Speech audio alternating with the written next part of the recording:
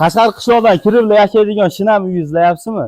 Assalomu alaykum, hurmatli qadrdon do'stlar. Bugun biz hamma bilgan Qashqar qishlog'idamiz. Bu yerda 3 sotikdan oshiqroqqa solingan uyimiz sotuvga chiqdi. Ko'rib turibsizlar, mahallalari asfalt, eski ko'cha ko'ryapsizlar. Bu yerda Imom Azam masjidining yo'parasida mahallada bo'lib qolyapti. Ya'ni sentrga yetmaganda o'ng qo'lda Imom Azam masjidi, chap qo'lga burilganimizda Gideta bir 6-uyimiz bo'lib qolyapti. G'ulomjon Nuriddinov 26 deb Yandex devagislar urib kelsanglar, pramo ushbu domimizga olib keladi. Uyimizda yashashga sharoitlarda 4 ta xonasi bor, gaz, suv, svetlardan problemalari yo'q. Hozir sizlar bilan birgalikda ichki qismlarni ko'rib chiqamiz. Ketdik. Akalar, ravatxonamizdan kirganimizda o'ng tomonimizda ko'ryapsizlar, rishotkalar bilan, lestitsalar bilan 4 ta xonamiz joylashgan ekan. Tashqarilari treveting bo'lgan. Tunika fonlari qo'yilgan, sliflari tushgan. Xo'p, kirganimizda chap tomonimizda esa navetchalar qilib qo'yibdi.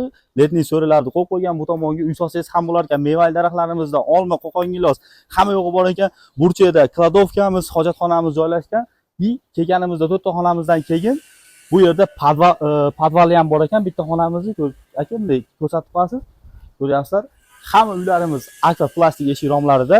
Suv svetlaridan problemalar yo'q. Aytib o'tib ketdi. Bu yerda suv saqlagichlarni ham qilib qo'yibdi akamiz polni. Sizlar bilan birgalikda tashqarilarni ko'rdik. Endi esa birinchi xonamizdan boshlaymiz. Bu yerimiz kirganimizda zalimiz bo'lib qolyapti, ko'ryapsizlar.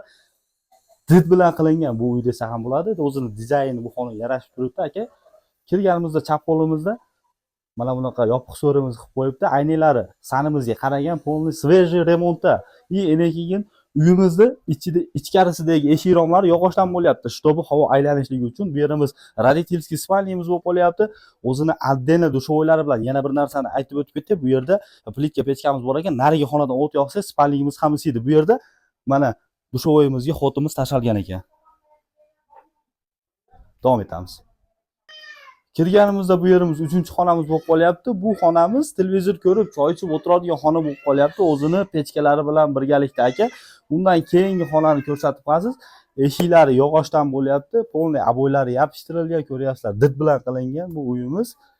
Video obzorimizda eng qiziq joyga endi yetib keldik. Qarang, bu uyimizda variant yo'llari ham bor. Agarda sizda O'sh shahridan 3 xonali kvartira bo'lsa, berib turib ustiga pul qo'yishingiz mumkin. Pisov bo'lsa ham bo'laveradi. Yoki da Telmonda sizda 3 sotili, 4 sotili uylar bor. Berib turib ustiga pul qo'shib Qashqar qishloqqa chiqib olishingiz mumkin. Ko'rib turganingizdek, lokatsiyalar prosta bo'lgan lokatsiyalardan bittasi bo'lyapti. Bu uyimiz haqida yana ham to'liqroq ma'lumot olishlik uchun nomerlarimiz 0998 0123 00 raqamga telefon qilasizda, o'zimiz olib kelib ko'rsatamiz. Har doimgidek bizda ochiq turk. Yoqtiradigan bo'lsangiz egasi bilan o'zingiz gaplashishingiz mumkin. Sizlar bilan biz keyingi videolarda ko'rishguncha xayr.